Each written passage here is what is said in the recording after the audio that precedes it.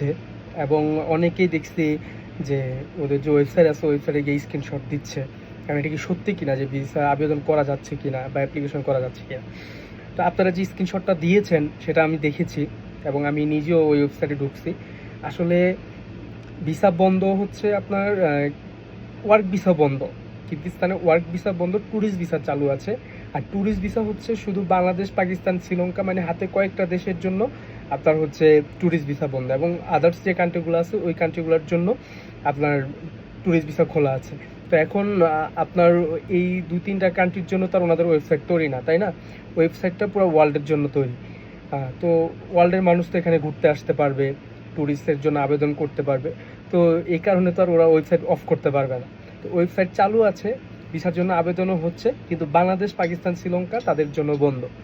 তো আর ওয়েবসাইটে ওইখানে নিচে একদম ডিটেলস দেওয়া আছে, আপনি কী ডকুমেন্টস লাগবে, কিভাবে আবেদন করবেন, এবং আপনি কি ট্যুরিস্ট ভিসার জন্য যোগ্য কিনা, এবং সন্তানদের জন্য আলাদা পৃথকভাবে ভিসার প্রয়োজন আছে, এগুলো উল্লেখ আছে। তো আপনি একটু পড়েন, পড়ে তারপর কমেন্টস করেন, ঠিক আছে? আর